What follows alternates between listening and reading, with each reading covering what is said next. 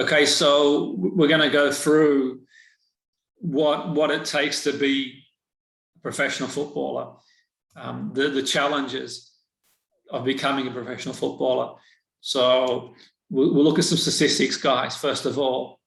And I truly believe that every professional organisation in football should highlight this. This is sort of really important to go through.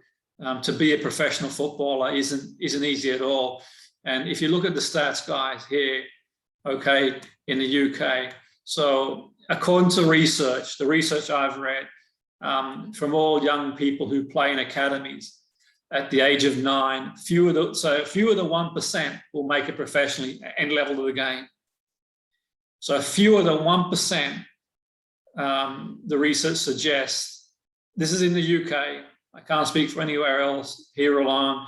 They're at 9 years of age in the academy, fewer than 1%. So the player I showed you, it makes his achievement even more remarkable to have had a career as long as he had in the game. Now then, statistically, only 180 there's 1.5 million roughly youth players in the UK, and roughly about 180 are going to make it. So 180 of the 1.5 million in organised youth football in England, anytime we'll play in the Premier League. So that's a success rate of 0.012%. 0.012%. I mean, this research, probably a few years old now, but give or take, it's going to be there and thereabouts. So it shows you, this is just in the UK. That's just here, okay? There's a good book if you get a chance to read. It's called No Hunger in Paradise, The Player's Journey, The Dream by Michael Calvin. I'm not going to go into too much detail, but it kind of talks about some of the stuff that we sort of mentioned this evening. And one of the reasons why I say that it's really important as a player, you do the education, you apply yourself to areas. This is an article from Sky.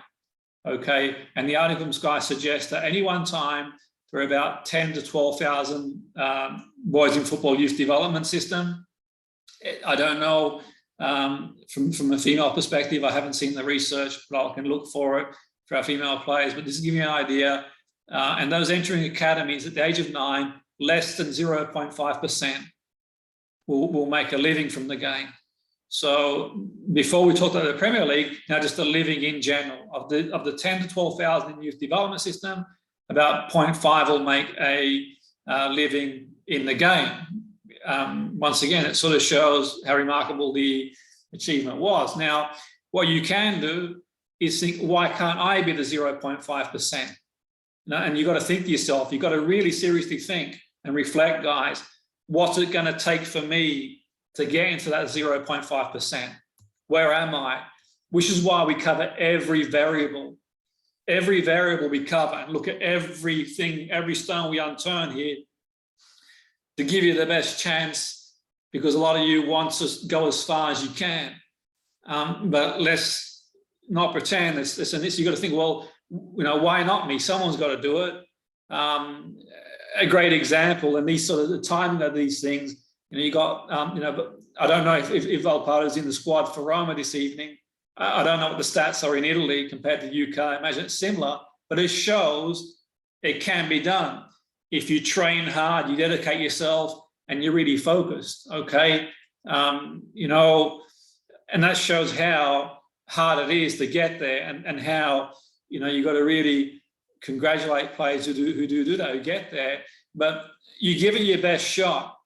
Okay, I think personally it's important to have a backup plan, keep doing education, live a balanced life, and not define yourself just as a footballer. Because even if you do make it, it's not forever. You focus on the best you can be, so you can look yourself in the mirror and say, give everything I've got, and you enjoy the game.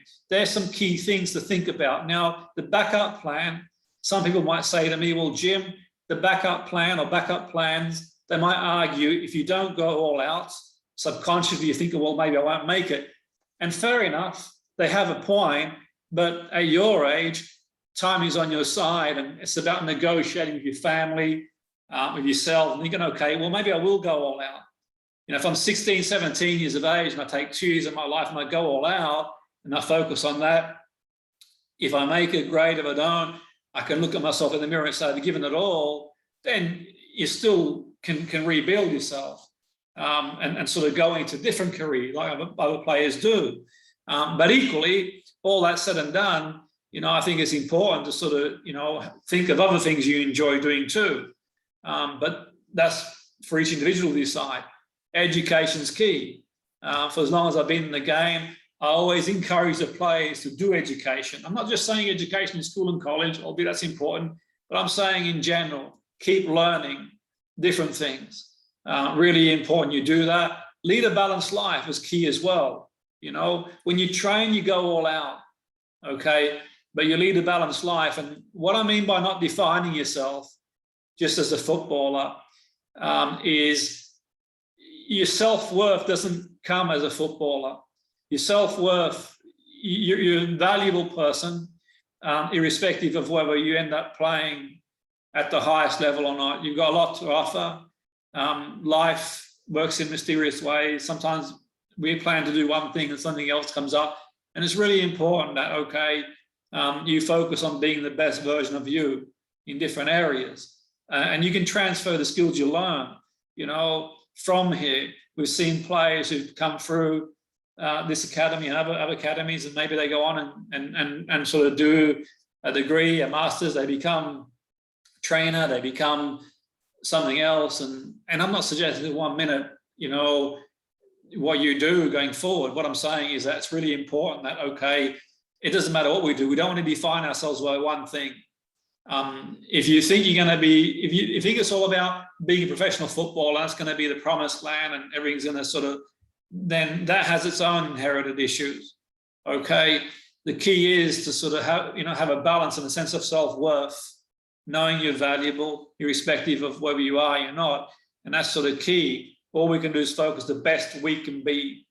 Okay, and you look in the mirror and you say to yourself, I've given it everything, and that is key.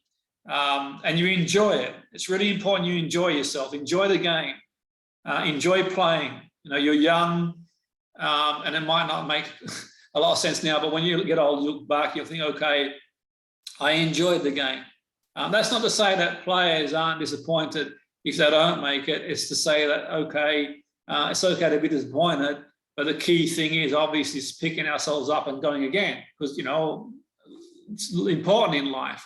And I really believe, in my opinion, albeit academies at least, have come a long way in the UK to address these issues. There's still a long way to go for me, in my opinion. And I'm more than happy to discuss this with anybody, even on radio. And you can hear me on radio. Many people listen to me, and I've worked in the game at various levels for a long time. And it's one of the things we really want to do at the academy.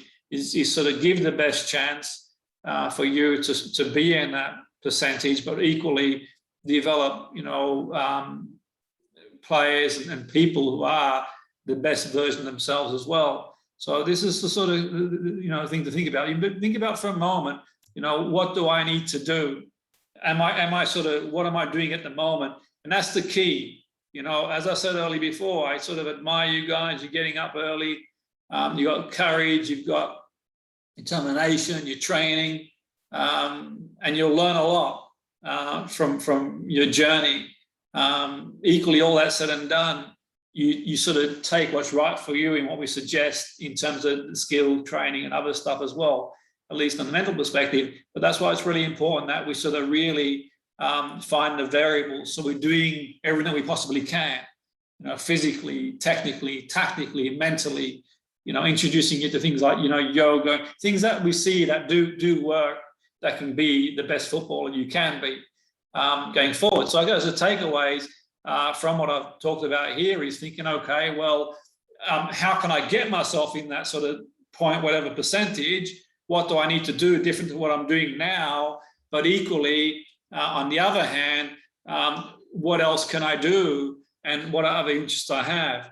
if otherwise, going forward? And am I applying myself to areas too that, you know, important, like education, like other things that are obviously, you know, really, really important, you know, going forward?